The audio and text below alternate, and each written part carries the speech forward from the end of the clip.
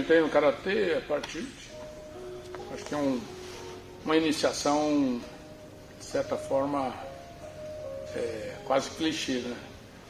Principalmente no Brasil, pelo judô, no Japão também. Pelo judô, comecei treinando judô quando criança ainda, com 7, 8 anos de idade. E eu já tinha depois, na infância, início da adolescência mesmo, alguns rudimentos de karatê com meu avô, né, que era imigrante. Ele migrou para o Brasil em 1917, a segunda leva de imigração aqui para o Brasil.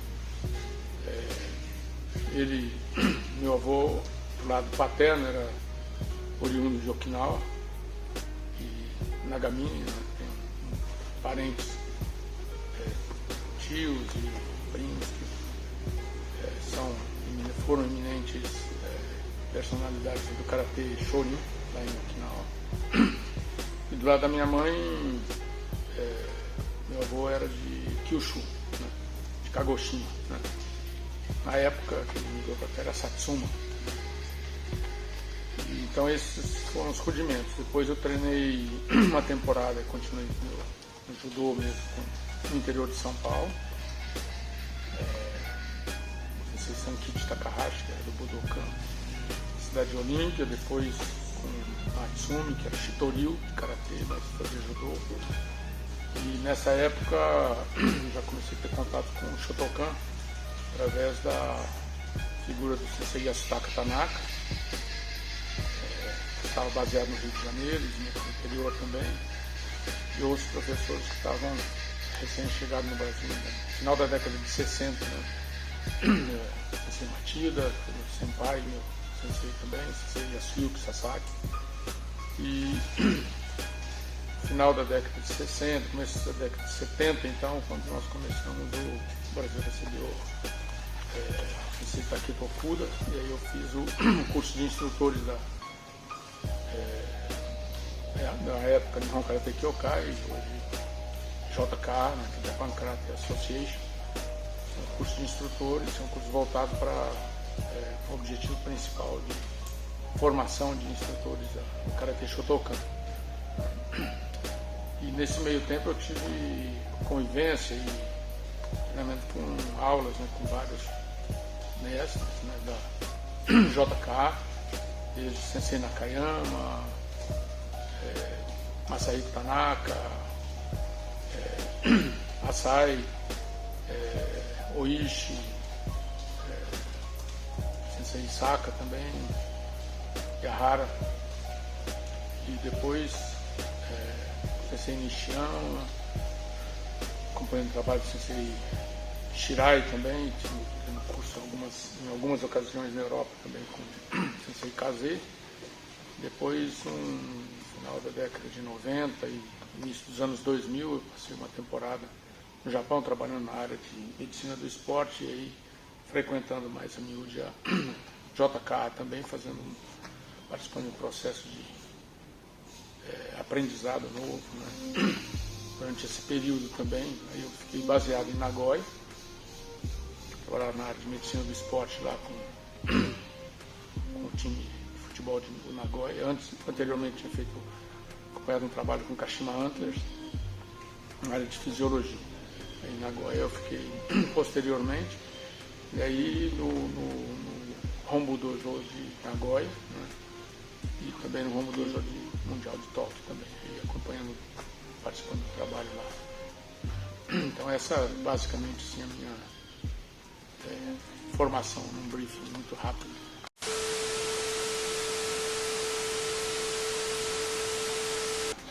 Bom, esse curso de instrutores é um curso que foi fundado, teve uma turma só.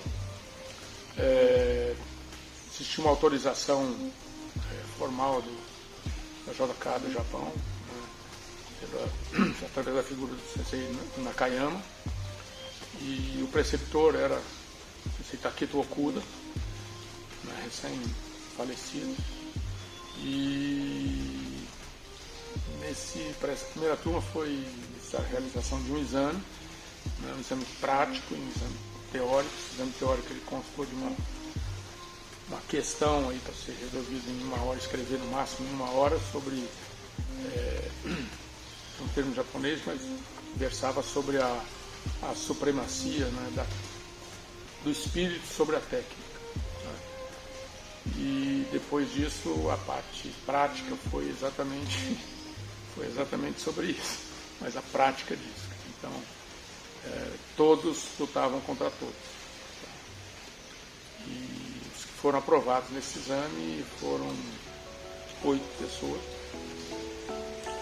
Tinha um grupo um pouco mais velho, outro grupo um pouco mais novo. Eram Ennio Vesuli, que foi o fundador depois da Meikyo, Antônio Gomes Martins, Ricardo Grillia, Isoki Shokuyama, Robson Maciel, Mitsuji Nagayoshi, Carlos Roberto de Moura e eu. Sensei Yasuyuki Sasaki, ele também participou disso, mas ele era uma figura mais do nosso senpai dentro desse grupo, que ele já era mais graduado, já tinha uma formação no anterior. Posteriormente, depois, passou a integrar esse grupo também o Júlio do Rio, da Bahia, e o Djalma Caribé, que é o irmão mais novo da família Caribé. Né?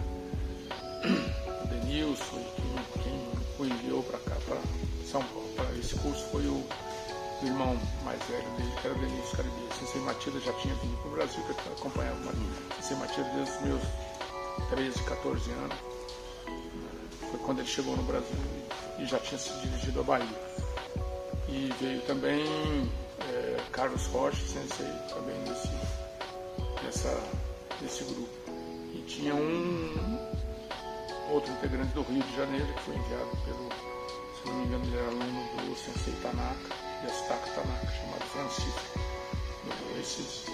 O Júlio foi logo embora assim, um ano depois ele foi embora. Djalma foi, depois voltou, e o Carlos Rocha continuou mesmo depois de terminar o curso, ele continuou acompanhando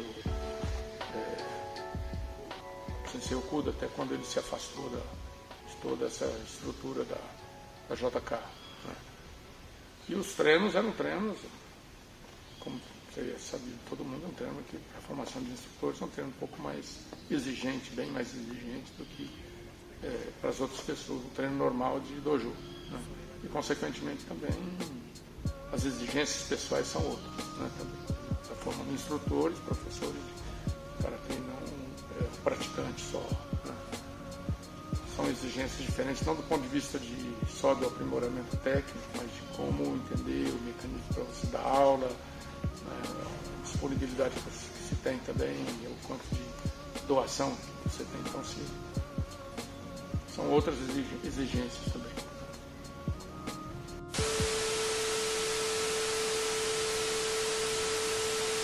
Eu tenho esse lado, é um lado acadêmico, né?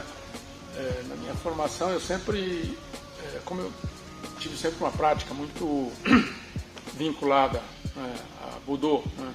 Inicialmente com Judô, depois Karatê, praticando outras formas de arte marcial para enriquecer esse conhecimento, né? Eu nunca... esse foi um caminho, vamos dizer assim, estruturado, assim, que seria como se fosse a essência, a medula, né, da minha formação.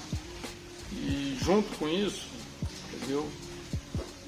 o estudo, né, formal, na escola, etc., eu tive uma formação, eu fiz primeiro, há muitos anos atrás, obviamente, curso de letras. Né?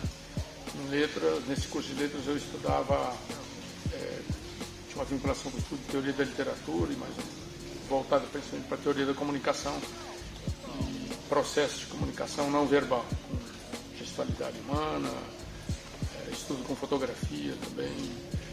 E daí, o último ano do curso de letras, naquele tempo era disciplinas pedagógicas, que não me interessava, porque eu não iria trabalhar nessa área. Eu então me desloquei para uma área que me preocupava, me interessava muito, pelos próprios estudos que eu estava desenvolvendo, que era a necessidade de uma compreensão melhor do ponto de vista científico, do ponto de vista técnico, da dinâmica corporal humana. Tá? Então, para isso, eu teria que fazer ou alguma coisa vinculada à educação física, à medicina, nessa área que era ainda muito incipiente no Brasil. E com a vinda de professores para instalar um curso novo, uma nova proposta no Brasil, que era uma vinculação à área de ciência do esporte, né, que era um modelo alemão, eu acabei prestando vestibular, entrei, terminando o curso eu fui para fazer um concurso para estagiar e acompanhar a residência na área de cardiologia, no Instituto Dante Pazamés de Cardiologia em São Paulo, para estudar principalmente a área de fisiologia cardiovascular e doenças cardíacas. Daí eu fui para a Universidade de São Paulo, aí atuando como pesquisador num local que estava sendo montado na época, o Laboratório de Fisiologia do Exercício, depois chamado Centro Interdepartamental de Pesquisa em Educação Física. Aí eu comecei a fazer uma atuação maior na área de medicina do esporte e me transferi para o interior para desenvolver um trabalho de implantação de modelos de avaliação cardíaca, que na época era uma coisa nova, que era a ergometria, né, para São José do Rio Preto, no Instituto de Moléstias Cardiovasculares. E em Rio Preto já existia uma faculdade de medicina também, que é uma faculdade pública, a FAMAE, Faculdade de Medicina de São José do Rio Preto, que tem um dos maiores hospitais do Brasil lá no Hospital de Base. Então aí eu entrei também desenvolvendo um trabalho nessa faculdade, na área de o departamento do qual faço parte é a saúde coletiva e epidemiologia. Né? E aí eu tenho uma disciplina vinculada à atividade física e saúde, que seria uma disciplina antigamente chamada de medicina do esporte. Então, como não é só a abordagem do esporte, mas sim como entender o exercício físico, a atividade física como um mecanismo de eventual para tratamento de saúde e doença também. Para manutenção de saúde e tratamento da doença. Então a gente tem desenvolvido isso. E o aspecto da vinculação com o aspecto psicológico, que são aspectos do ser humano mesmo. O ser humano não dá para a gente separar uma coisa da outra. Então ninguém fica doente e feliz da vida. Se bem que algumas pessoas podem até ficar assim, mas sempre as coisas estão associadas. O aspecto emocional, né, eles são abordados também nesse plano do comportamento humano, né, em ambientes diversos, quer seja da saúde, quer seja da doença, quer seja da performance, que são as as três direções que a gente procura investigar. E o karatê, no caso, ele passa a ser não a coluna vertebral, mas a própria medula, né, a própria medula desse processo. Né. Então, eu procuro fazer com que seja regida minhas condutas a partir desses princípios. Então sempre eu estou lá e cá. E cá e lá também.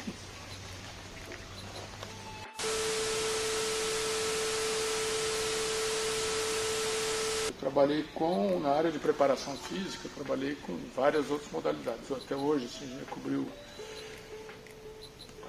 próximo de um pouco mais de 30 modalidades diferentes, vão desde peão de rodeio, com quem já trabalhei, até cantores profissionais, né, passando esse espaço aí por judocas, olímpicos, karatecas, atletas, ginastas, então cobre um pouco mais de 33, 34 modalidades de atividade humana.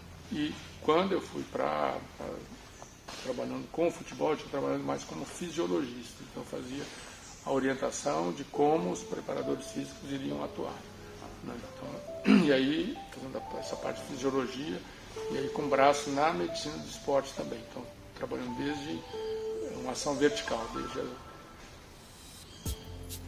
a programação do treinamento, a leitura como as atividades, as ações fisiológicas e biomecânicas, elas atuam naquela modalidade em questão, e como que pode ser tratada e devem ser tratadas as lesões e que o que a gente deve fazer para evitar determinadas lesões. E quando elas ocorrem, como efetuar para efetivar propostas de terapia para esse tipo de complicações. Então foi esse período aí que eu fui para Nagoya para implantar esse tipo de mentalidade, esse tipo de trabalho.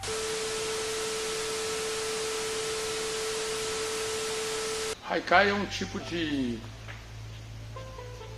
vamos dizer, de poesia, né?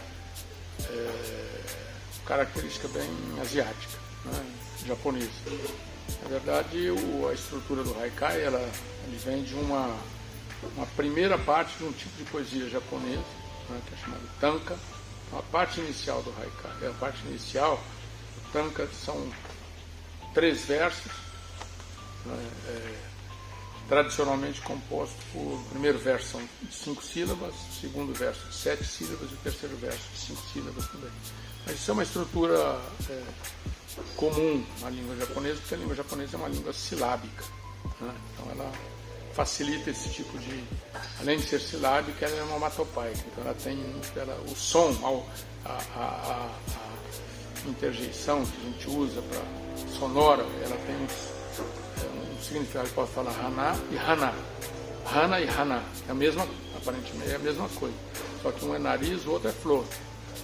Então você muda um acento, uma entonação, então ela tem essa sonoridade como um elemento muito importante, assim como a língua chinesa também. A estrutura da letra, né, vamos dizer assim, do alfabeto é o mesmo, isso se chama kanji. Kanji é o alfabeto chinês, né, que o japonês usa também. E o Haikai era inicialmente um jogo de corte, era uma atividade de divertimento da corte japonesa, vamos dizer, que as pessoas compunham. Então eu compunha um verso, você compõe o segundo, o outro compõe o terceiro, então vira uma forma de jogo e ao mesmo tempo uma forma de jogo no bom sentido, e ao mesmo tempo uma forma de interrelacionamento pessoal. E o Haikai teve essa perspectiva, vamos dizer assim, eu estou simplificando as coisas, durante muito tempo, né? Eu creio que século XII, uma coisa assim. Então depois de um determinado momento ele sofreu uma mudança, né? E ele sofre uma mudança coincidentemente ou não, através principalmente de um grande influenciador do Haikai, que foi Basho. Então um nome bem reconhecido entre as pessoas que estudam Haikai ou que gostam de Haikai. E mesmo que não gostem, alguns dos poemas dele são os poemas mais traduzidos no mundo, em toda a história, né? Só que aí eu gostava, fazia como uma brincadeira, um jogo, né? E eu fui estudando melhor. Basho é o nome artístico de uma pessoa que foi um samurai. Então isso não é só uma coincidência. Ele era um samurai cujo senhor feudal para quem ele servia morreu.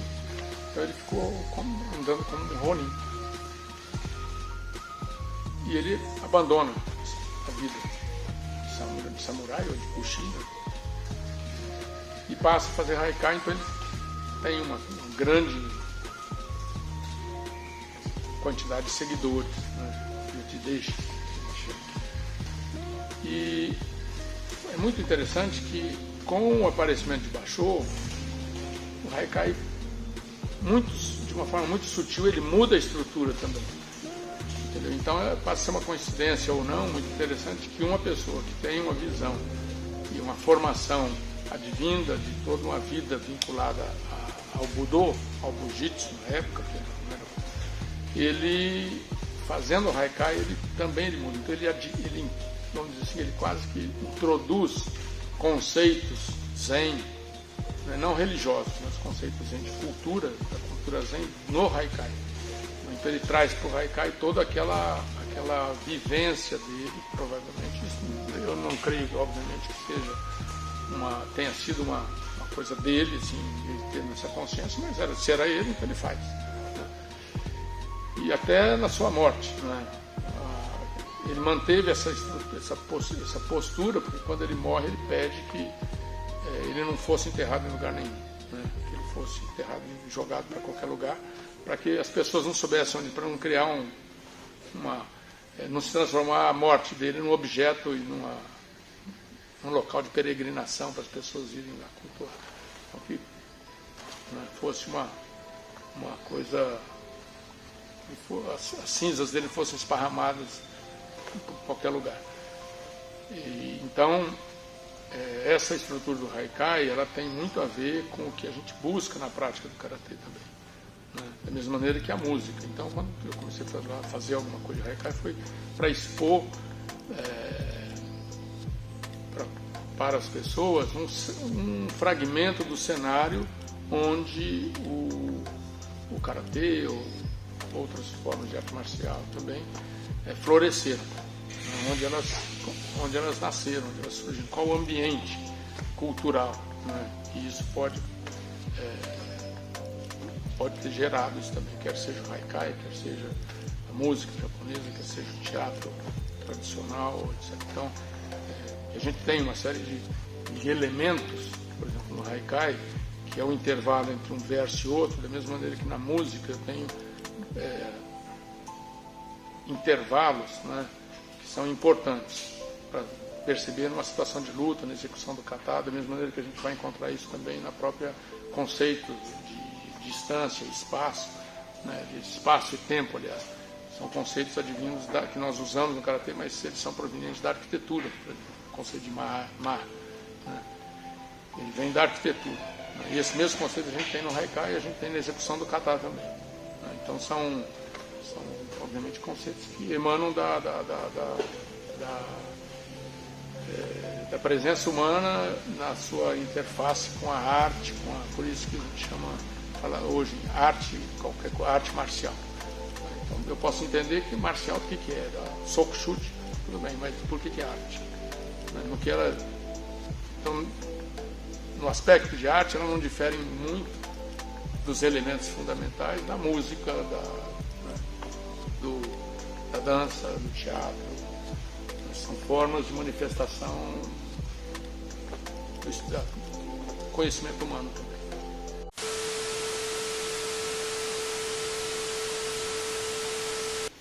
Então,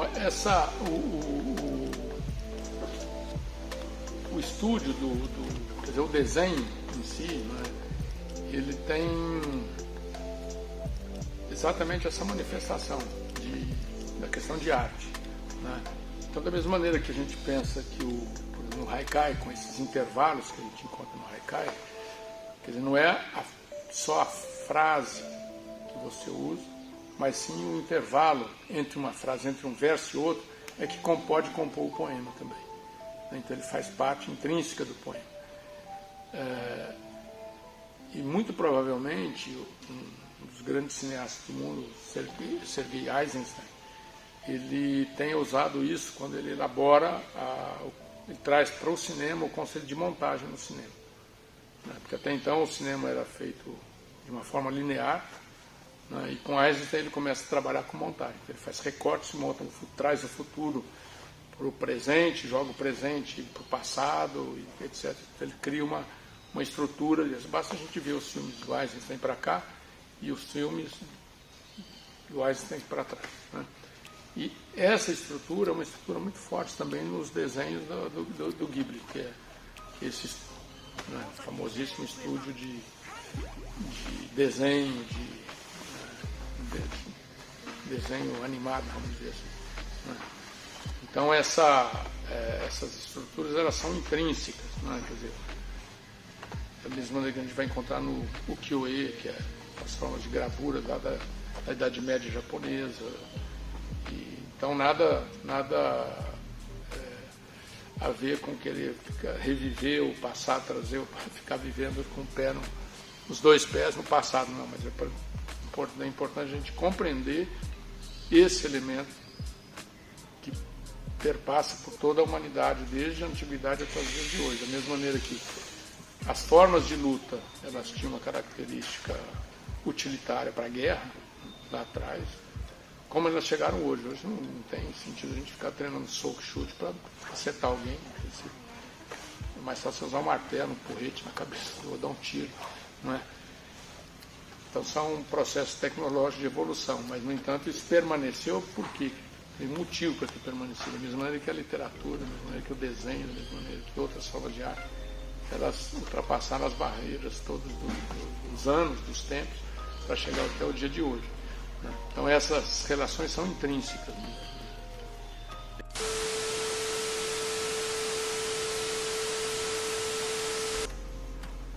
Difícil. Existem alguns livros. Né? Eu acho que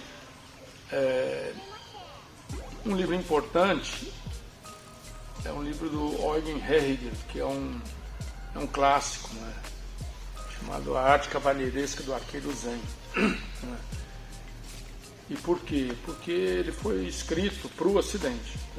Ele foi escrito por um filósofo alemão que foi para o Japão para estudar filosofia, não tinha nada a ver com arte marcial. E quando ele chegou lá, seria, vamos dizer, um pós-doc hoje, foi exigido a ele que se matriculasse numa arte marcial. Aí ele não entendeu nada. Ele falou, pô, eu nunca tive nada disso. Ele escolheu fazer o arco e flecha porque ele conhecia na Alemanha essa prática de arco e flecha. E para ele era um arco e flecha, só que não era Kyudo. Kyudo é uma outra, o arco já é diferente, a estrutura totalmente diferente. Então ele começou, demorou alguns meses para ser aceito, começou daí. E isso depois ele vai relatando e conta. É um livro bem fininho, mas é um livro de um volume de informações para provocar reflexões. É um livro para se ler durante a vida toda. Eu citaria, além desse livro dele, o livro da esposa dele também, que é a Gust Herriger, que ela fala, é um livro sobre Ikebana. A gente chama que é sobre a arte da cerimônia das flores, uma coisa assim, o nome do livro. Ambos são traduzidos com boas traduções aqui para o português também. Em todas as línguas ocidentais também tem uma tradução bastante boa. Que nesse livro da mulher dele, da Gust, eu acho que existem conteúdos nesse livro talvez melhor do que do Eugen. Quer dizer, isso eu estou falando gratuitamente, na minha leitura dali, né? Que ali já há mais de 40 anos atrás, tenho sempre voltado para esse livro. Para mim é como se fosse o Pequeno Príncipe, né, do Exupéry para muitas pessoas também. Sempre o retorno desse livro é importante. E existe um livro, porque não são livros técnicos, tá? Então, obviamente, livros técnicos, cada escola tem a sua referência, né? Então, por isso que eu não citei Nakayama, Nishiyama, Funakoshi, etc. Esses são livros técnicos, né? Também. Então, acho que esses dois livros são importantes para a gente entender minimamente esse cenário todo que edificou essa. Obviamente, tem centenas de outras obras também.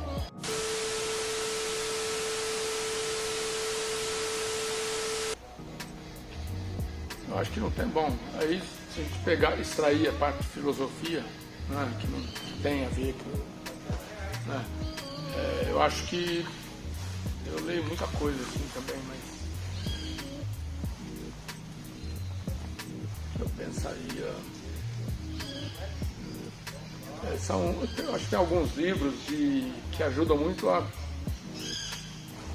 compreensão do ser humano. Né?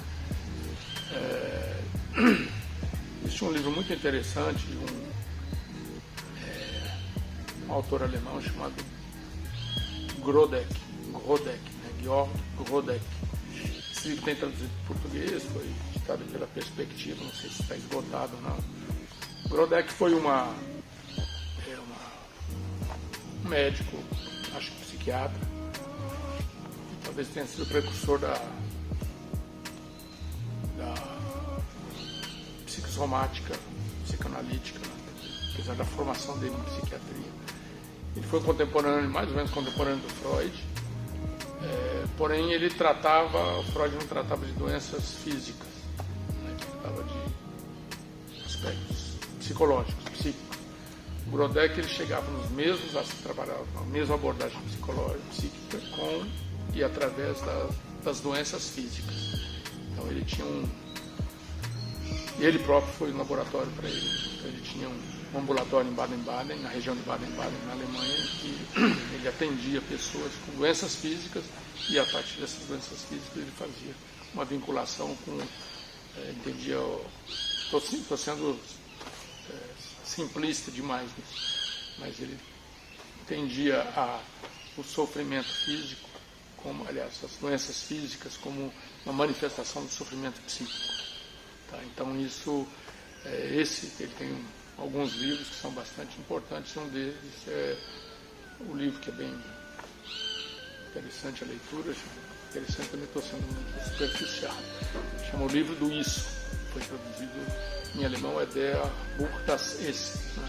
Ele usa então o pronome Es, que é um pronome neutro, né? Então se referindo talvez à id, ao inconsciente, essa área do conhecimento psicológico que é um livro que compõe, esse livro do Isso é um livro composto por um número X de K para que alguém escreve para uma mulher, para uma interlocutora. E aí ele vai fazendo uma série de comentários nessas cartas, nessa troca de cartas. E é se não me engano, é um personagem chamado Patrick Troll que escreve para Sofia. Aparentemente, esse Patrick Troll seria ele e a Sofia seria o Freud. E o Patrick Troll é o nome do personagem do duende da Montanha Mágica do Thomas Mann. Né? Então tem uma série de multissignificados, assim, isso aí, como o próprio livro. Então, esse é um livro que eu acho que é bem interessante, não tem nada a ver com karatê, mas é um livro que acho dificilmente até um ex-orientando meu de programa de mestrado e doutorado nosso, ele me disse que ninguém sai ileso depois da leitura desse livro, né, porque ele incomoda muito. Então, bem, às vezes tem algumas pessoas que eu conheço que não conseguem ler até o final, né, não por abandono o livro, depois começa a descobrir e fala, porra, não li até o final porque estava me incomodando muito, estava me incomodar no sentido de provocar e criar um incômodo, né, assim, uma situação de desalojamento, você tem que ver coisas que às vezes você não gosta de ver. Não é obviamente não é uma Bíblia, não é nada disso, mas é um livro que a relação nossa com a obra que eu acho que dá valor para um determinado livro ou não, independente de qualquer que seja. Mas esse é um livro para mim, se fosse, é difícil escolher assim, um livro, um título só, mas esse é um título que eu acho.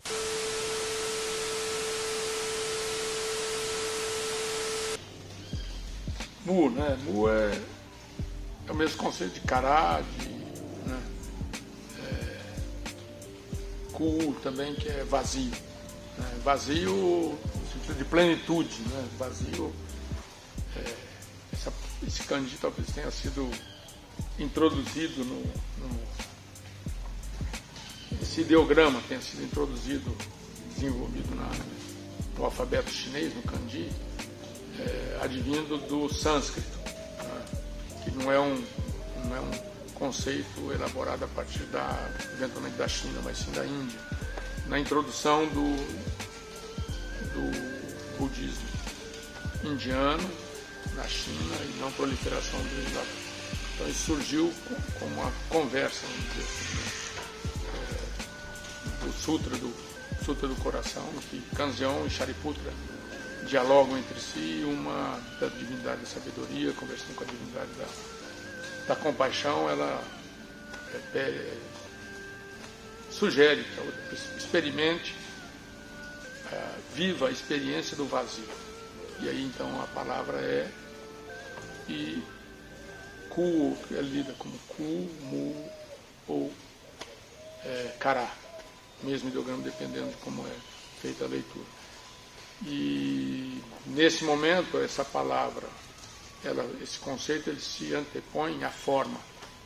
Então é um diálogo que fala que forma não é vazio, vazio não é forma, forma é diferente do vazio, vazio é diferente de forma. Então é um jogo quase que um jogo de palavras, né, que faz essa exposição desses dois conceitos, de vazio e forma, né, e consequentemente, agora só recentemente que um pensamento quântico, né, possa pode ter começado a elaborar uma reflexão maior sobre isso. E isso aí foi traduzido para o japonês no século II depois de Cristo. Então, não é muito recente.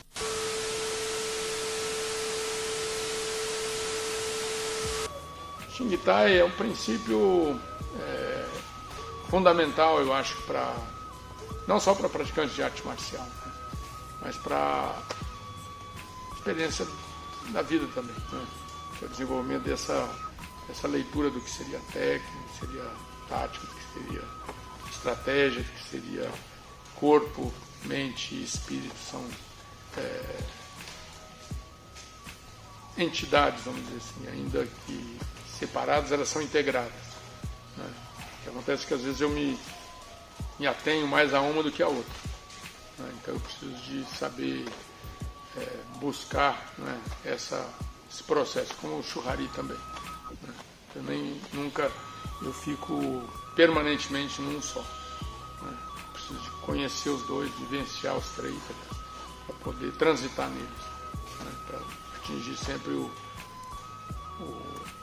aquilo que seria mais importante depois, né? Isso é o percurso de vida da gente também, né? Você está na hora que você morre.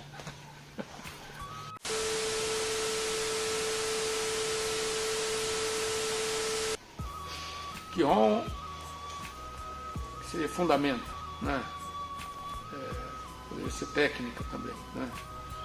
E eu acho que no caso tudo começa com Kihon e termina com Kihon, né? Então, quando eu estou aprendendo no caso do Karatê, estou aprendendo primeiro os princípios fundamentais da execução do soco, quer seja em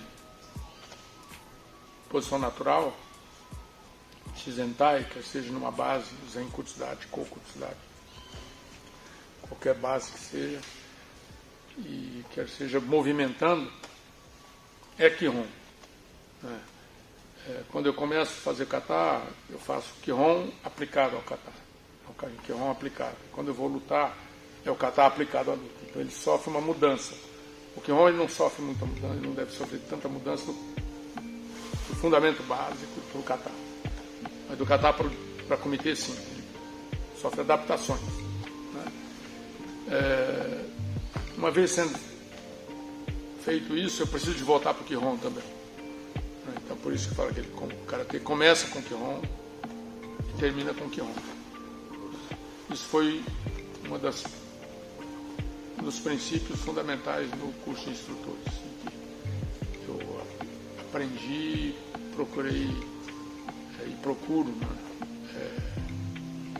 aprender sempre com isso, né, com manutenção desse princípio, né, de que o Karatê começa e termina com Kihon.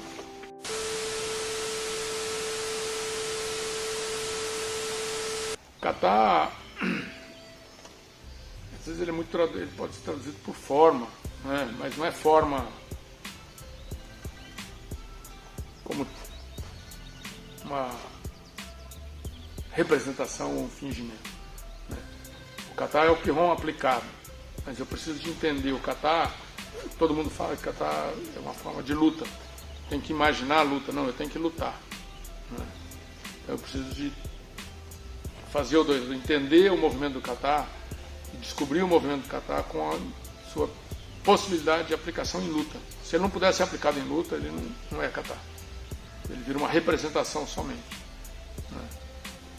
É lógico que o kata tem esse lado da representação, né? Mas eu preciso conseguir entender, então, o diálogo aprofundado com o kata através do treinamento, né, deve permitir a compreensão das variáveis que eu tenho para a aplicação daquele movimento. Então, às vezes um movimento, não posso falar simples movimento, mas um movimento, ele se esparrama, se espalha por quase uma centena de outras alternativas, né? Isso de certa maneira, é muito importante.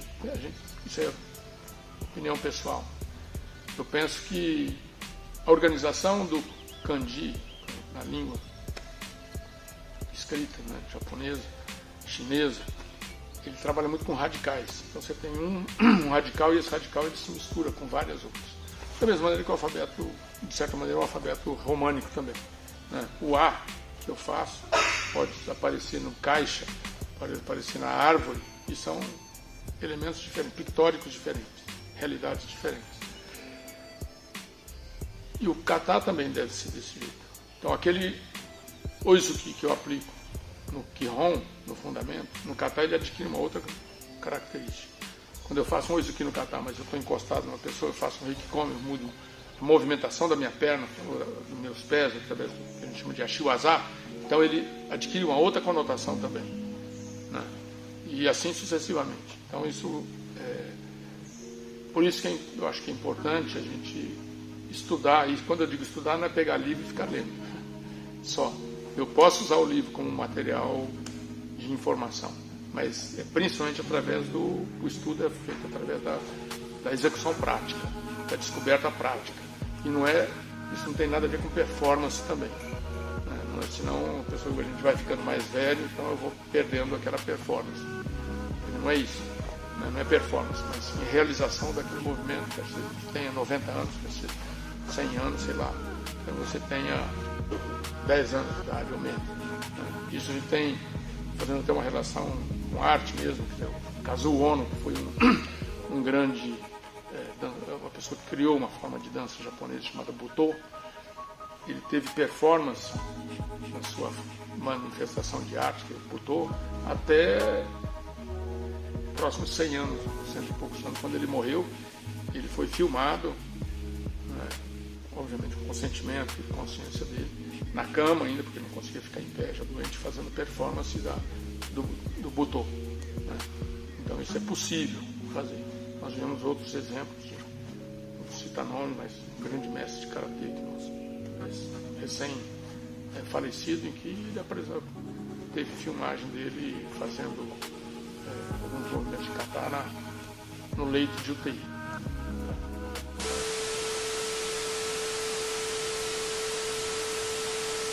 O comitê eu acho que é a essência fundamental do karatê, né? De as artes marciais, nós estamos falando de karatê, por isso que estou dizendo karatê, que é a luta, né? Então a luta é o coroamento. Eu acho que nós não podemos pensar no karatê sem comitê. Isso não quer dizer que eu devo fazer só comitê. Eu preciso fazer Kihon, kata e comitê. O comitê seria Ri, né? Se considerar Shu, kata, ou Kihon, Ha, kata, Ri seria o comitê, né? Então o comitê é a aplicação do kata, que por sua vez é a aplicação do Kihon. Então essa interlocução ela é fundamental, né? E o comitê, eu acho que ele é esse. Eu não necessariamente eu preciso estar lutando com uma outra pessoa para fazer o comitê, mas se eu estou sozinho eu preciso fazer, que é muito mais difícil, né? Eu consigo fazer comitê se eu não tiver uma pessoa na minha frente, né? Então o comitê ele passa a ser importante também, exatamente por isso. Então a gente tem que pensar de que formas eu posso construir e desconstruir o comitê também, mas ele é uma parte essencial desse processo de aprendizado do karatê.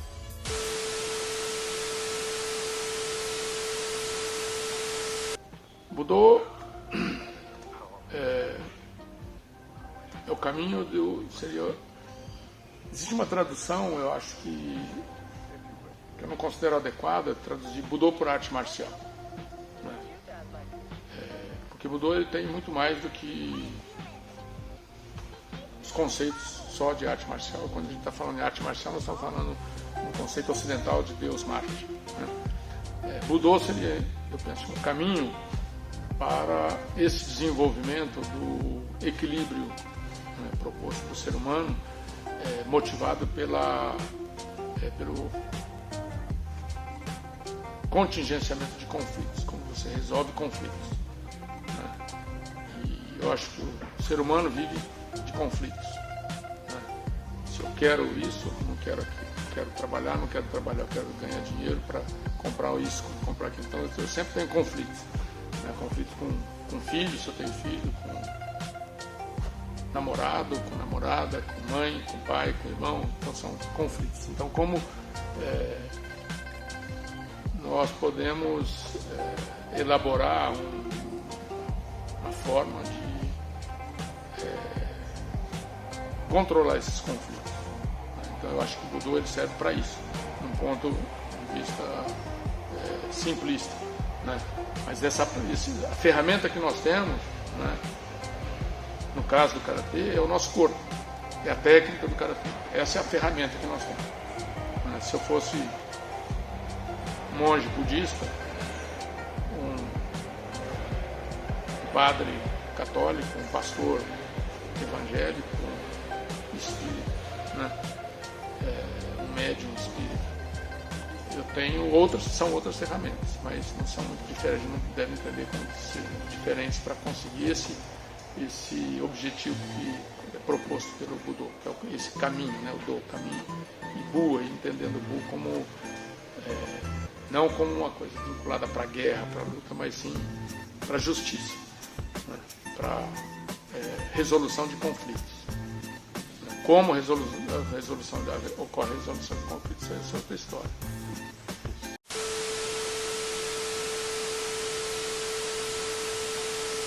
Dojokun talvez seja os princípios mais simples, né, para a vida e ao mesmo tempo os mais difíceis para serem seguidos, né? Então isso a gente tem que entender.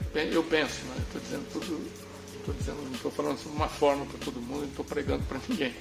Estou fazendo mais uma autocrítica, não estou falando aqui, né?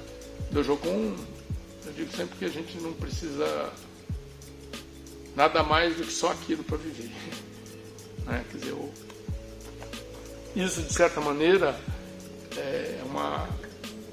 como conhecimento é interessante, ele reflete, existe uma frase da etnia Quechua, do povo andino, que diz que eles entendem qualidade de vida como sendo quando a gente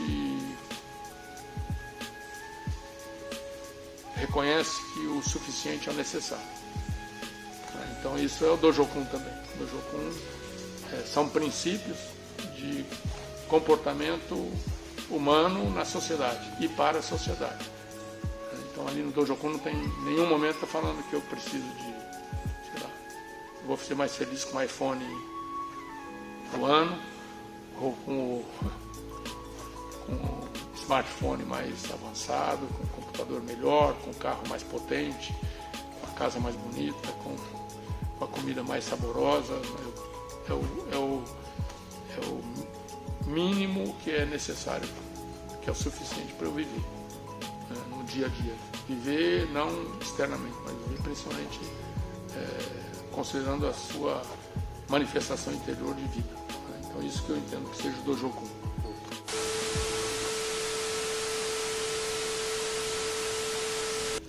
Giri é uma expressão que quer dizer dívida de honra. Eu tenho uma grande preocupação sempre quando começo a falar em honra, porque geralmente quando a gente fala em honra e ética, geralmente a gente não é nem honrado nem ético. Mas em todo caso, isso é uma palavra só. Acho que seria dívida de honra, é uma dívida contraída pelo devedor e não pelo credor. Então, se eu empresto, alguém me empresta um lápis, uma caneta, um dinheiro que seja, você me empresta, eu te devolvo. Se for um dinheiro, eu te devolvo com juros, se for o caso. Teoricamente, eu não estou devendo mais nada para você. No entanto, existe uma vontade que motivou não o dinheiro do agiota, por isso que o agiota provavelmente é penalizado, que ele está fazendo disso um negócio, né? Mas uma pessoa conhecida, um amigo, quando faz isso, ele teve um movimento de energia no sentido de ajudar aquela pessoa.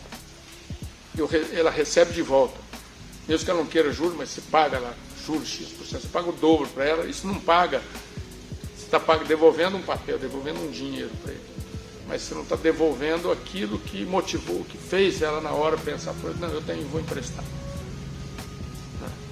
Então, isso é o que a gente... Agora, quem tem que perceber isso não é quem emprestou, quem deu dinheiro, mas sim quem recebeu. Então seria gratidão. Né? Então tem várias formas de guiri. Né? Eu não tinha falado ontem também. Tem um guiri com teu pai e com tua mãe. Né? Teu pai pode ter sido um bandido, tua mãe pode ter sido uma pessoa também que te abandonou, né? Mas não interessa, ela podia ter abortado. Né? Teu pai podia ter... Não importa, houve um momento em que existiu uma permissão por teu nascimento. Isso é um guiri. Agora, esse guiri você que tem que reconhecer. Às vezes você nem sabe que teu pai existe, teu pai nem sabe se está vivo ou não. Mas não importa, esse guiri é importante que a gente tenha. Né? É um fardo, por isso que fala que guiri é um fardo difícil, um fardo muito ruim, muito pesado para ser carregado. Mas o ser humano, ele só é ser humano quando ele reconhece que ele tem guiri, quando ele reconhece a existência do guiri. Então isso ele faz dele um ser humano, de fato. Então essa ideia de guiri é uma ideia muito complexa nesse sentido. Isso às vezes até animal tem guiri, né? Animal não, entre parênteses, entre aspas, não racional. Eu não sei mais, em vista do que a gente tem visto, não sei mais quem é racional. Os racionais estão sendo cada vez mais demonstrando mais irracionalidade. Né? Mas, em todo caso, vão fazer parte do jogo.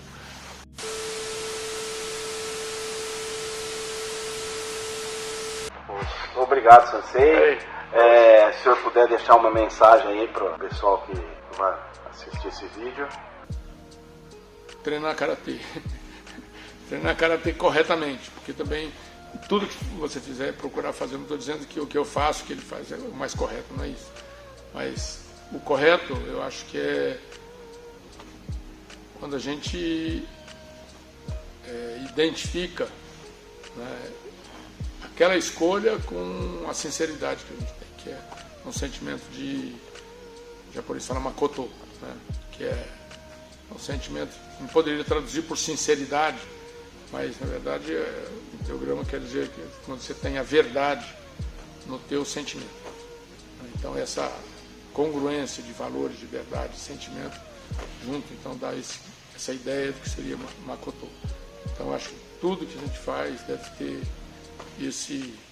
eu devo dar sentido para a vida, né? Isso é o sentido de Ikigai, né? Então a minha vida tem que ter um sentido, porque se ela não tiver mais sentido, eu morro. Então o karatê, quando eu falo de treinar karatê, que isso é uma ferramenta, é um caminho, podem ser outros também, né? Mas esse é um dos caminhos, eu acho que são possíveis. Os